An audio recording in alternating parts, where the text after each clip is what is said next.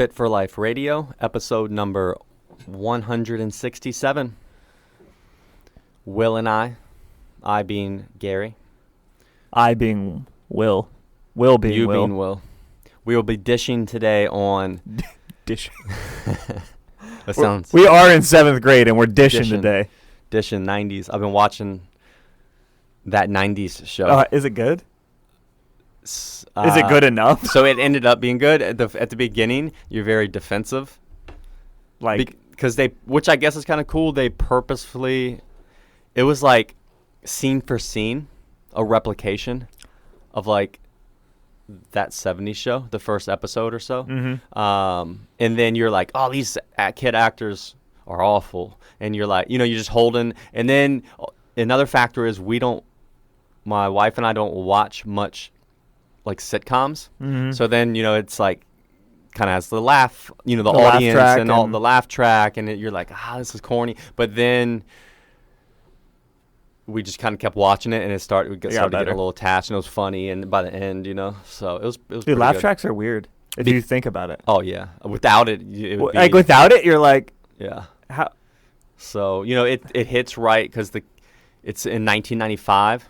So obviously the people they're trying to appeal to were, and the kids in it were like 15. Mm-hmm. So in 1995, I was born in 1985, so I was 10 then. So it's really hitting. Yeah, that's perfect. Right there. So who carries it though? Again, and in the beginning they have a lot of the old people like Ashton Kutcher and everyone like make little cameos in the first episode. But then most of the shows like the new kids. But then is it the grandparents? The grandparents, Red and Donna. No, it's not Donna. Donna's the daughter. Damn, what's her name? You've been watching the show. Well, anyways, they're good, man. They're funny, man. Yeah, they're on point. They carry it. I feel like they were old when the show was on. Honestly, Red, for me, he's just the best. Just a cranky ass. Oh, you know who else? I don't want to spoil too much, but Fez is in there. I knew you were going to say that. I could feel it. It's just classic, man. But anyways, today we're going to be talking about... Tradition. Yeah. Realistic. Speaking of realistic...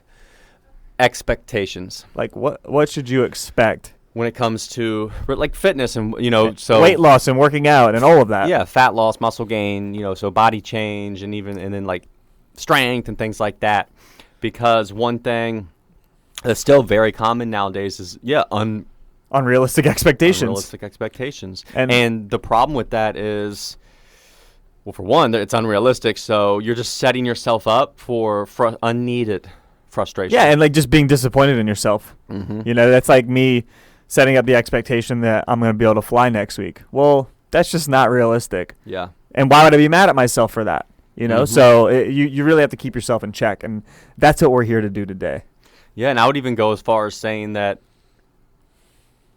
unrealistic expectations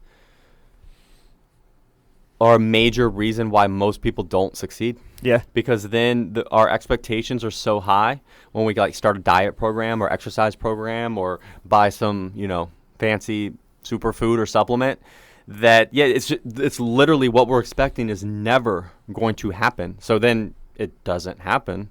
And then we're left disappointed and frustrated. And then it's a cycle, right? So, hopefully we can help you break that down and then know what are realistic expectations and truly what to expect, so now you can start actually celebrating and patting yourself on the back and looking for wins, progress and wins. Yeah, all too often people are doing all the right things and like are on the right track, but because their expectations are so wild, they're not celebrating that they're doing literally everything right. Yeah. And are on the right path and doing really well. And that sucks that somebody doesn't see that. They're beating themselves up when if they saw it a little bit differently, they'd be celebrating that, like, damn, I'm doing the best that somebody probably could do in this situation. Yeah. It's like if you wanted to get a nice, pretty yard and you literally bought the grass seed, put the grass seed down, and then woke up the next day looking for your lush lawn. And you're like, where's my lawn? This is not going to happen. So then you're going to be, and then you're disappointed and frustrated. When in reality, it takes I got to tend to this every day, and then I got to water it, and then every quarter I got to do more stuff, and then maybe after a year, it's really, really cranking, right? Yep. So we'll start with the body change stuff. you really have two goals. Like most people either want to lose fat or gain muscle, or a little bit of both.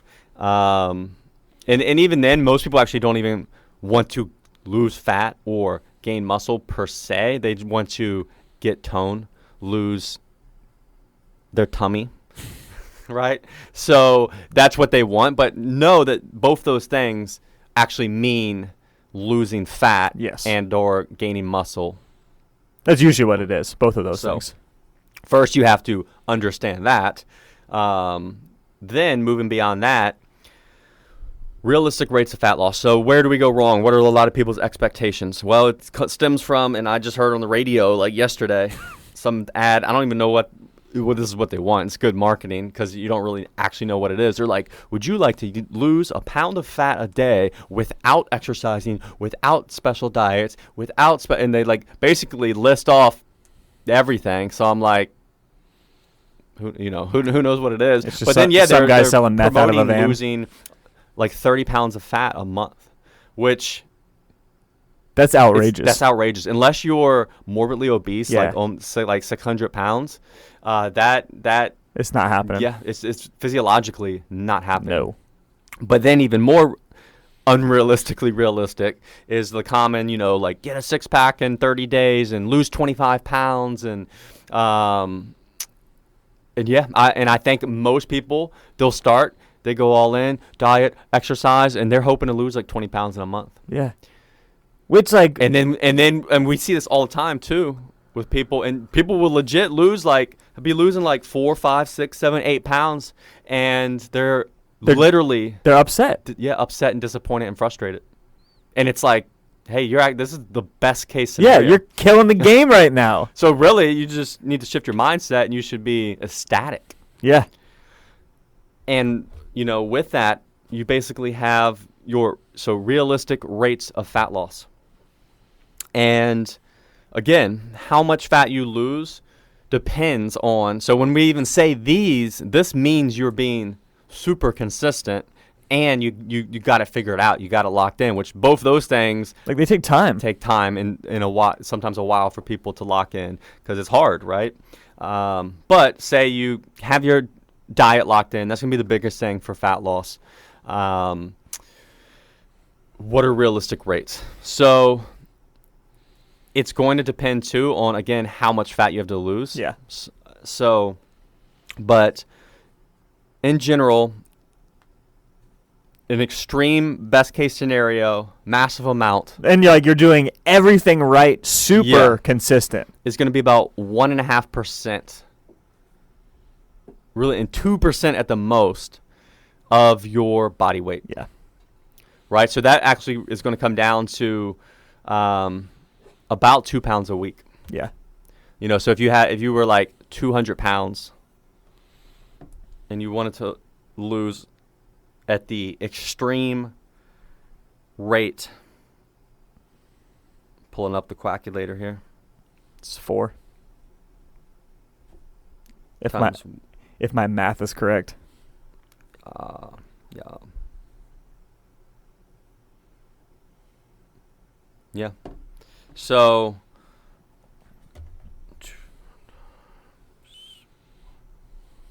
and 1.5 would be 3 pounds a week. Yeah. Which I would say would be more like the top end of the extreme for most people.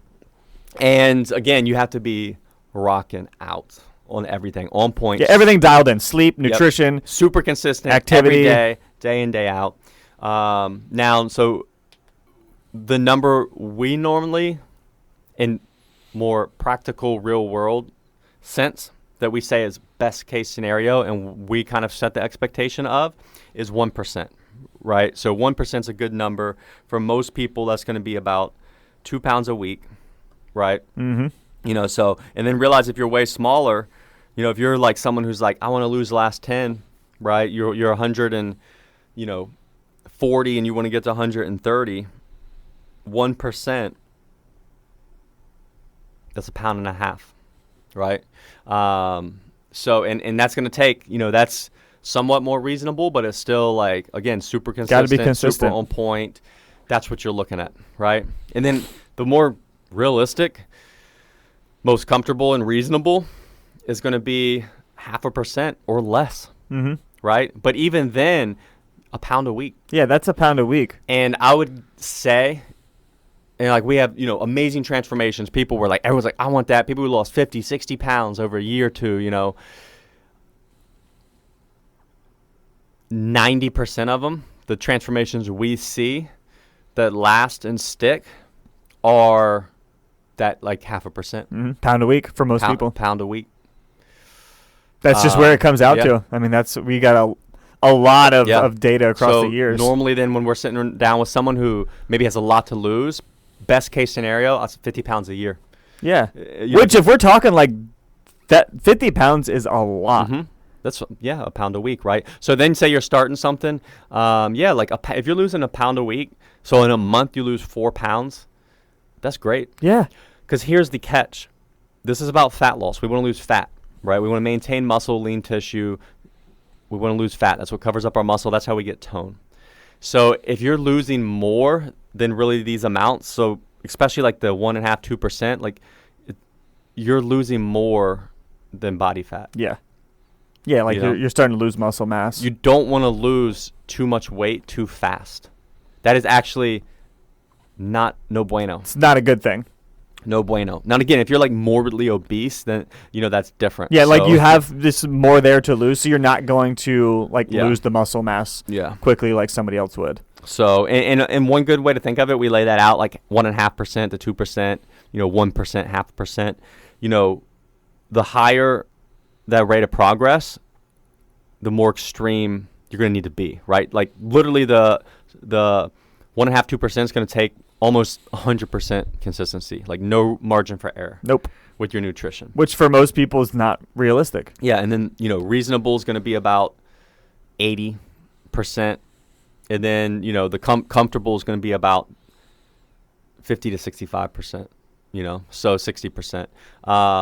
And yeah, that's what we see across the board. Like no one unless unless they're like a bodybuilder or athlete that has a weight specific is going to be really 90% or more consistent. Like that, I don't like that's so dialed in. Most people have too many other commitments and responsibilities to even be at that point. To do that, you need to be tracking calories. You need to be accurately tracking calories. Mm-hmm. So that means like you're tracking everything. You know how to track like your entries that you're using are correct. Then it also means the actual food and portions that you're actually eating are correct. Like there's different levels. And then generally your level of planning and then it is really high. Yeah, your planning is 100% on point. And then you're 100% also honest with it all. It's very rare. Yeah. That's very rare. Most of the time it takes a give and take, and we eat like 80-20, we're going to have some free meals or some stuff, or we're kind of fudge our portions or we're off. So that's why most people end up in that like 60 to 80% kind of like consistency range, which again, that is good enough. Like yeah, that's great. That can get you losing a pound a week. 50 pounds a year. But that's what you're looking at. Yeah, and if you ask anybody if they would love to lose 50 pounds in a year, they'd probably say absolutely. Yeah.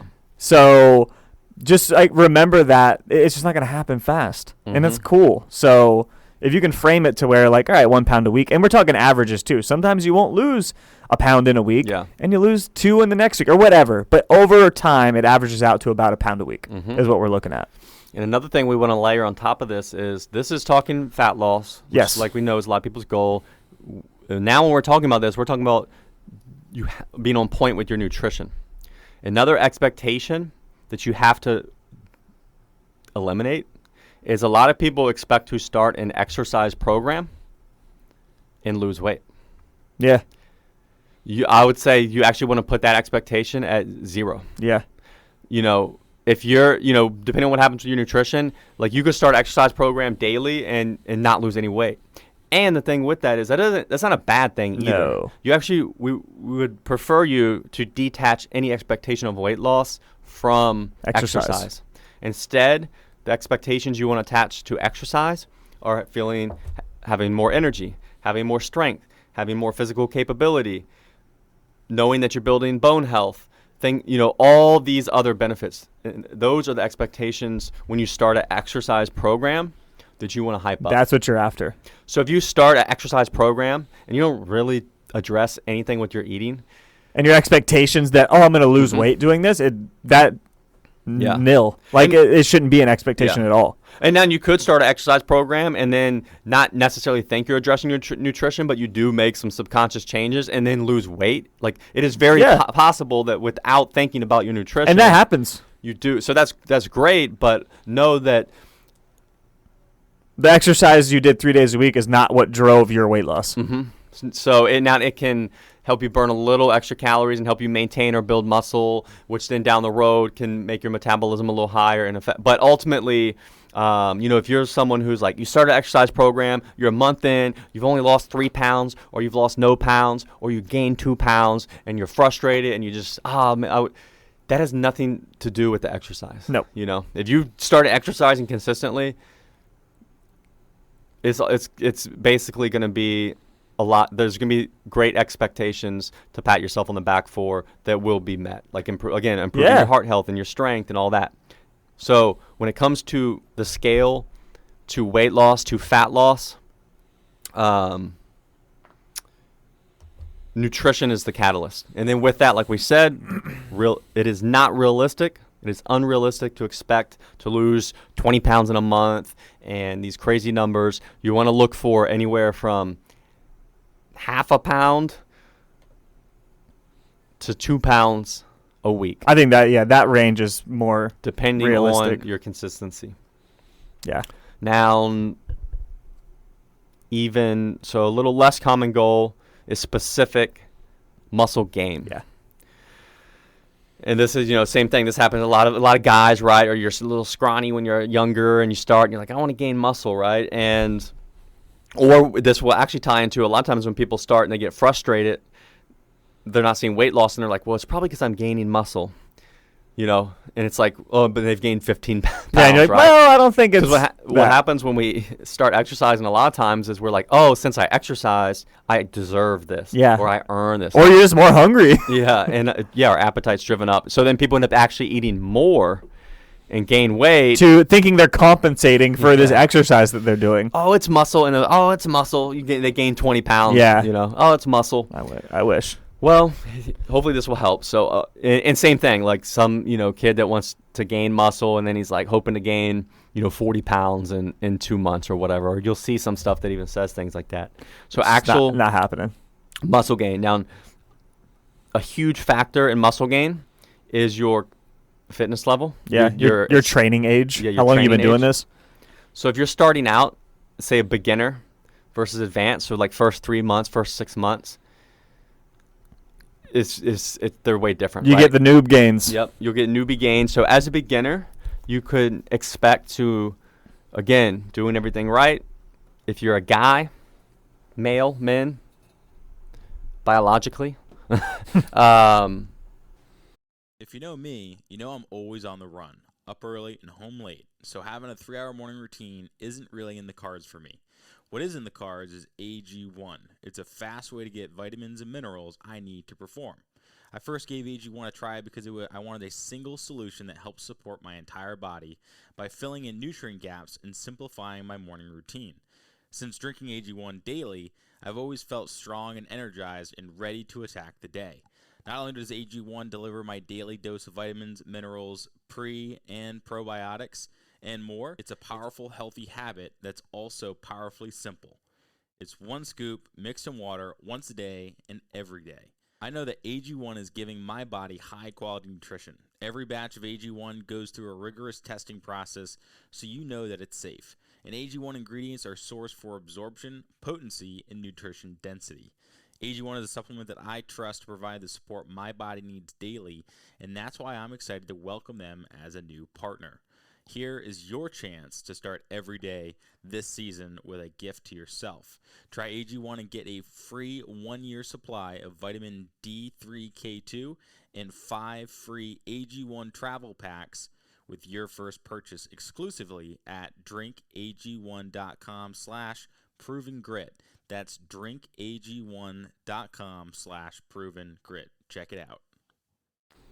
You can expect, and then, again, this is because biological men have It's just levels of testosterone. Yeah, they have more different. testosterone, which is going to affect muscle gain.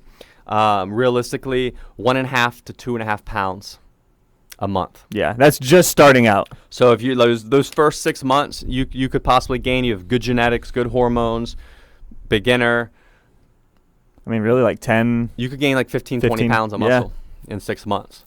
But again, like we said, even with a beginner male, muscle gain per month. So the best case scenario, at the most 2.5 pounds, right? Yeah. So if you're starting and you're just someone who's like, this isn't maybe one of your things, but you're like, oh, you gain muscle when you start working out. Yes, but if your scale went up 15 pounds in a month, it wasn't all muscle. We know that. At the most 2.5 pounds. And that's men, right? Women. And that's per month. Per month. Per month. I know we did weekly on the beginner fat loss. woman, 0.5 pound to 1 pound. Yeah.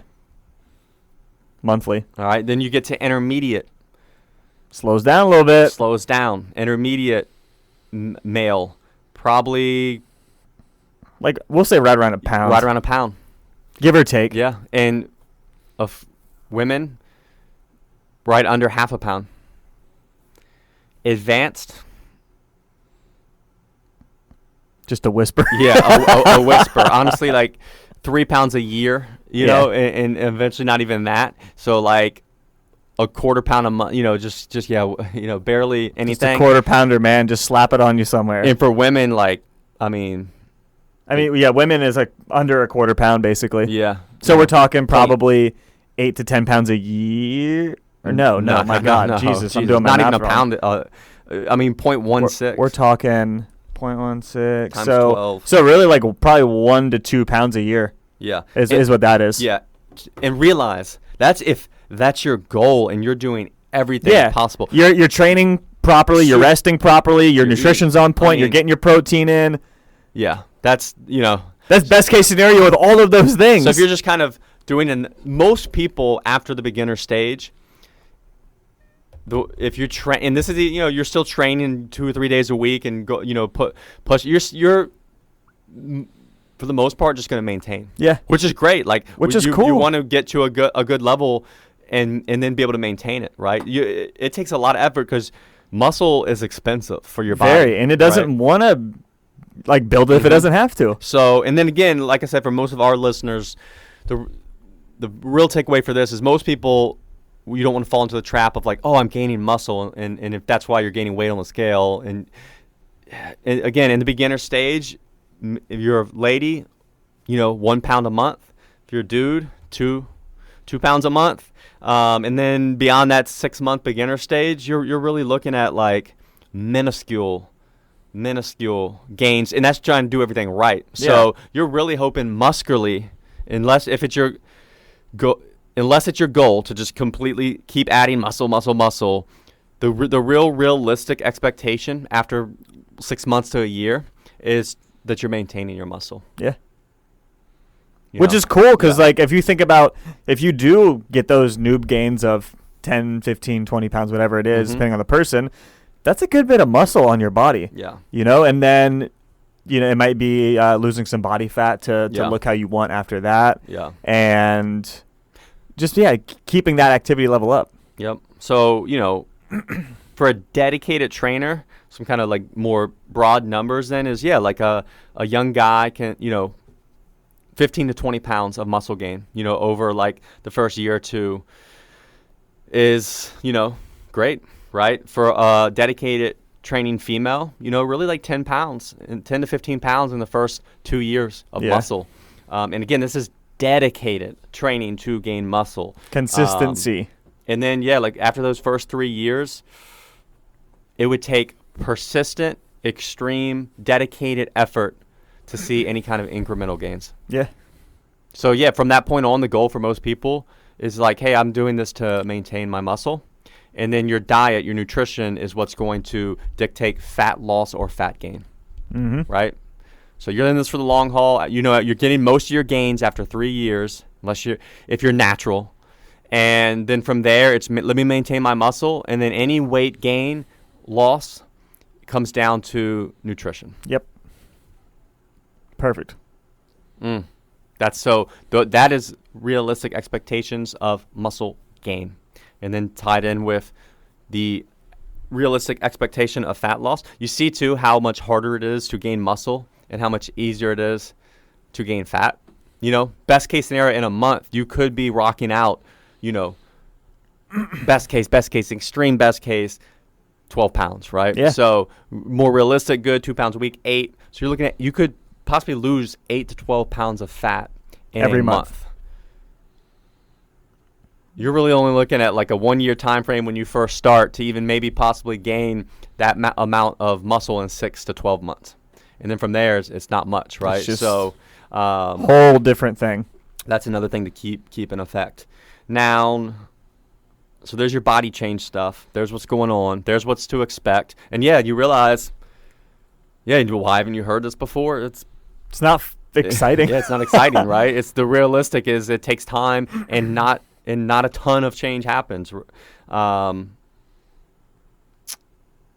And this doesn't even truly factor in. This is real general numbers. Then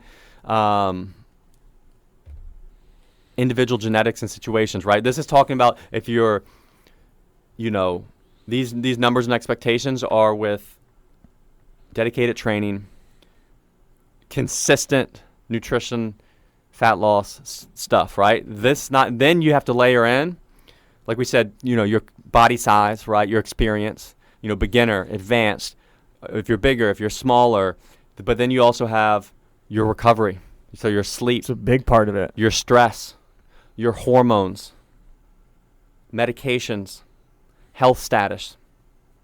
All those things are going to affect it too. You know, Yeah. are you, you know, in menopause? Do you have hypothyroidism? You know, are you on birth control? Are you on antidepressants?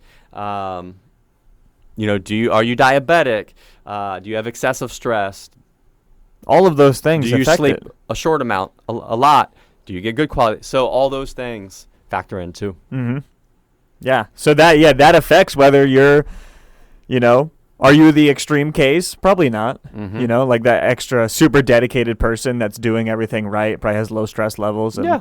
You know, and that's fine. You don't have to Yeah. be that person, but still, like being in that middle range, Mm-hmm. pound Yeah. a week of fat loss. Mm-hmm. And when it comes to fat loss, like things that make it easier are being younger, being male, being heavier to start, Mm-hmm.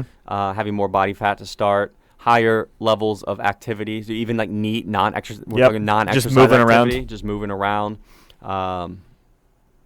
Yeah, it's easier, right? Compared to it's harder if you're older, it's harder if you're female, it's harder if you're smaller to begin with, it's harder if you're already relatively lean. If you have no activity, you know, if you don't move around much during the day, makes it harder. So yeah, those are things to keep in mind as well.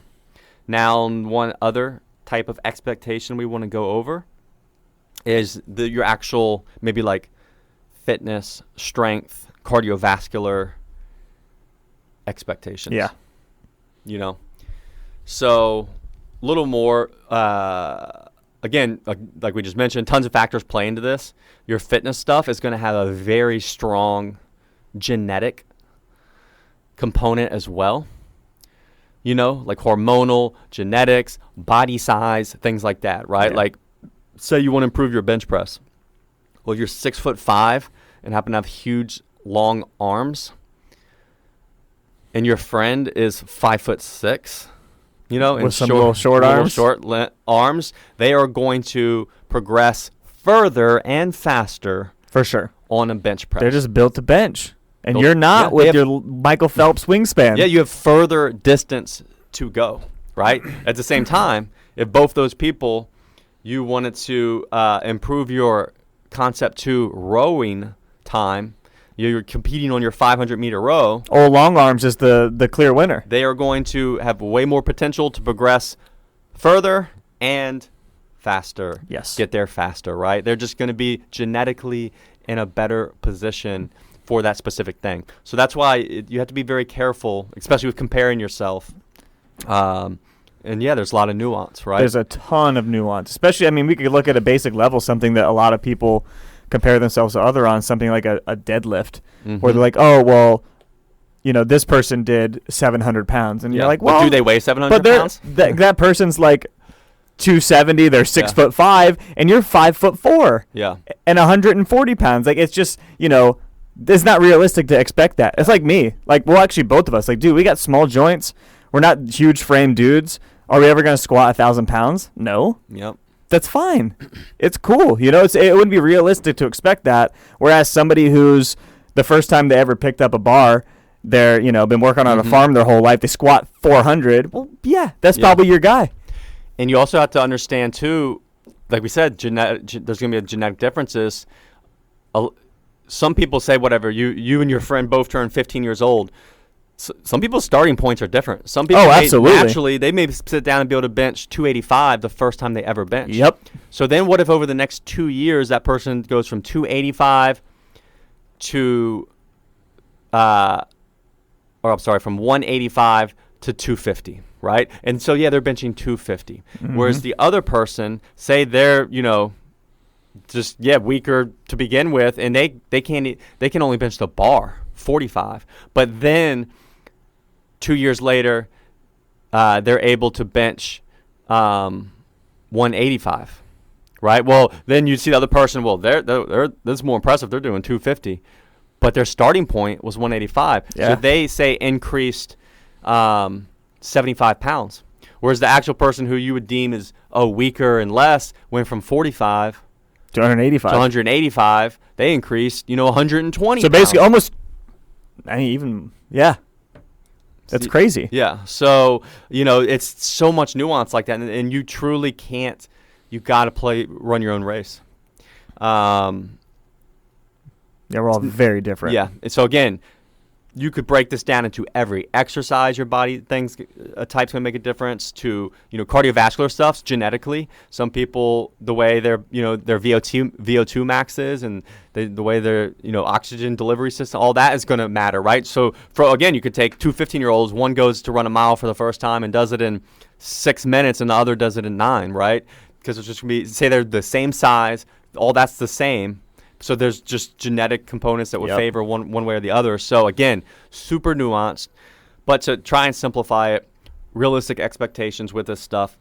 Understand that really the first, say you start a new movement or exercise that you want to do, in the very beginning, almost all your gains, your progress, are neurological. Yeah. So it's just your body getting used to the movement and getting better at the pattern and more efficient at it. So you're not actually, in that first month, usually gaining any new muscle. But you're just getting better and better at that movement. Yeah, or strength per se, right? Yeah. So you grab the bar the first time you do a bench press and you're all shaky, right? And then over time you're not shaky. So you get more, but then you're able to go, I was able to do, you grab 15-pound dumbbells, you're all shaky. But then the next time you're under more control and you're able to do 25-pound dumbbells. Wow, you went up 10-pound dumbbells in a week. And then the next week you're able to do 30. And then next week 35. Really what's going on is you're just getting more efficient and more neurological. You're getting gains. dialed in. Your brain's getting dialed in with how to do these movements is what that is. Yeah, in the beginning you can expect to go up quicker. Fast progress. Mm-hmm.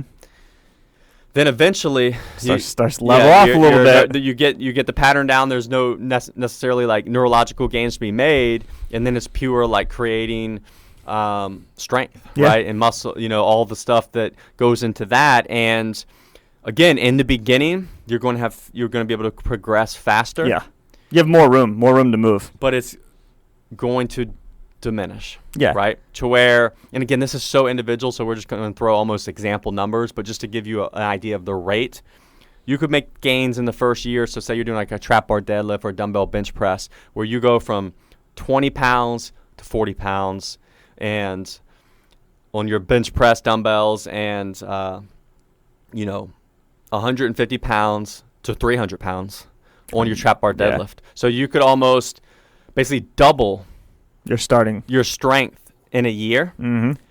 And then literally the next year, it may take the entire year to increase it 10%. Yeah. To then go from a 40-pound dumbbell to a 45-pound dumbbell. Or 300-pound deadlift to a 335-pound deadlift, right? And then from there, it could take you, eventually you could get to where, and then it could take you 5 years to go up 5 pounds. Yeah. And again, and this is even if, again, you're super, your consistency, your dedication is at a high level, right? So again, similar to the muscle gain, for the most part, after like 3 years, It's very slow. the real goal is just to now maintain. Yeah, let me Because- maintain my strength and ability on all Yeah. these movements. And that's still progress because you have built strength. You have built Yeah. muscle by doing these things. And if you don't do them, you lose it. So, well, strength and muscle is form and function. That's what we want. It is super awesome to then maintain those things for decades. Yeah. And never make any more progress once you've established a good general level of fitness and strength. And I think that's a very good question for people to ask themselves if they've been training for a few years, is if you could maintain this level when you're 70 or 60, would you be happy about that? Yeah. And I think everybody would be a resounding yes. Yeah, it needs to be. Or Because- you're going to quit. Yeah. Yeah, and realize you're not always going to go up on everything. Yeah. Like you just can't, or we'd all be benching up 1,000 pounds. There's a limit, and everyone's limit is going to be different. Yep. And it depends on, again, like we said, what's the specific exercise? What's the specific fitness endeavor? What's Yeah. your body shape? What's your body size? What's your current goal? What's your age? What's your Like, 'cause that depends a lot too. Yeah. If you're trying to like get as lean as possible, well, your strength is gonna take a little hit in that regard too. So realize that, like, you're not gonna get the leanest you've ever been and continue to get stronger and stronger and stronger and Yeah. stronger. Like that's just, again, coming back to the beginning. It's not a good expectation to Yeah. have. Yeah, or what if your max deadlift, you got to 300 pounds, but it was when you weighed 300 pounds, and then you lose 100 pounds, your deadlift may go down, or if it even stays the same, you actually got stronger. Yeah, because you're like 'Cause you went- 100 pounds less Yeah. deadlifting the same amount of weight. You went from only deadlifting basically your body weight, say at 300 pounds, To 1.5. 1.5. That's strength improvement, right? That's fitness improvement. Yes. So those are factors as well. But ultimately, to wrap it up, I hope you see the big picture. The big reality is, and again, fat loss too. You can't lose fat forever. There's a healthy range of body fat. You don't just so it's going. You don't just keep going, It's going to stop at some point. and you've got to be able to maintain. Yeah. So the reality is, most of us, if this isn't your entire life and endeavor, these things are, well, we want to get to a leanness that we're happy with and can maintain, which means it gets to a point where you stop losing weight and Yeah. body fat. We want to get to a strength level where we have function and capability and strength. But then, as we know, it gets to super diminishing returns, and you can't just get stronger forever. No. So most of those gains are going to come in the first 2 years. You can eventually lose 100 pounds of fat in 2 or 3 years. Obviously, if you only have 10 to lose, say that could take a year or two. And muscle gain, right? So you're going to stay natural, not do steroids and stuff. Like, you're going to cap out after 2 or 3 years. So in general, too, now on a big picture expectations spectrum, you can start to see where all progress, major progress, plateaus after 2 or 3 years of consistently doing this stuff. And then the real reality is you need to be okay with and excited about maintaining and for years and decades. Yeah. That's the realistic facts. And there's going to be people that get all butthurt and then normally, oh, no, you could get better into, hashtag Navy SEAL life and this and that. And no.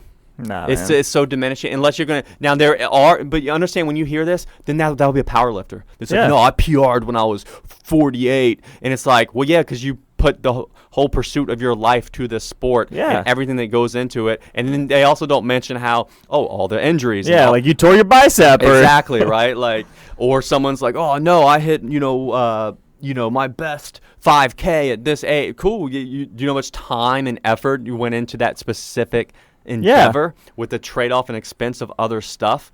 And realize, to be the strongest bench press, you're going to probably carry more body fat than you want. So now you're sacrificing some health stuff for the lift to keep progressing. Yep. So again, if your goal is general health and fitness, the realistic expectation is most of the short-term goals take longer than you expect.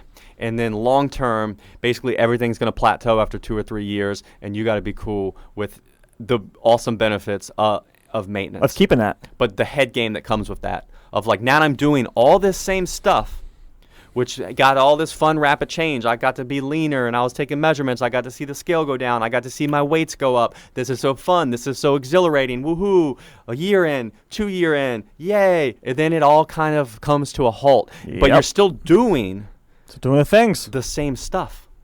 But now you have to keep doing it for years and decades without the kind of, the goal is to keep it at that point. That is what you're shooting for. Instead of like, oh, I want to keep going up heavier and heavier and heavier. I just want to keep what I've got. And that allows you to keep the same autonomy and ability to do the things that you enjoy to do. That is what keeps you there. Like it was our last episode, we talked about like as you age, or like not having muscle ages you. Well, keeping all this stuff will keep you young and able to do whatever you want for a very long time. Mm-hmm. So that's what the game turns into after you get all of your initial gains. Yeah. And I'll use myself as an example. Nothing I do fitness-wise, physique-wise is in the top percentile. Nothing overly impressive when you compare it to, the peaks of all this stuff. But ultimately for myself, I, can maintain around lean, healthy body fat that makes me happy and keeps me in that range, right? So say like 10 to 12% body fat. And that's even leaner than it needs to be, right? Yeah. So for most people, it's like 15 for guys, right? But anyways, I reached a body fat, probably gained, a good 20 pounds of muscle from my kind of natural being. Mm-hmm. And both those things now I just maintain, and my goal is I've really maintained them the last 10 years, and I want to maintain them the next 40 years, right? Fitness, I can, bench press, more than my body weight. I can deadlift double my body weight. I can, do 15 to 20 pull-ups. You could go run a 5K right now. I can go run a 5K and not die. 21 minutes to 25 minutes probably. And, so I have these certain fitness levels, and I know, like, I'm going to maintain them, and I can do them now at 38, and I'll be able to do them at 58, right? Mm-hmm. And mentally, like, that's the expectation, right? So and everyone, again, if you're natural and you're not pursuing the extremes of anything, because again, the extremes come with trade-offs, then that's where you want to get your headspace. Yeah. And the reality is, most people struggle to be consistent with all this stuff, anyways. Yeah. So, doing it for decades is way more impressive because most people struggle to do it for weeks. Yeah. 2 months. There you have it. Realistic. Yep. So, again, if you're general health and fitness, find those, like, good strength parameters, right, and good body composition parameters. Aim to reach them. Realize it could take, 1 to 3 years, and then from there, aim to maintain them. That's it. That's the game, baby. That's it. That's what we do. Mm-hmm.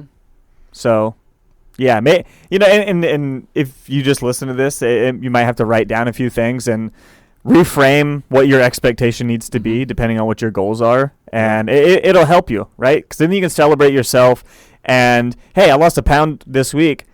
That's a freaking awesome. Versus like, oh, I only lost a pound. Well, if you have that mindset, then you're just never going to be happy with any of it. So you really do have to, put it in perspective. Yep.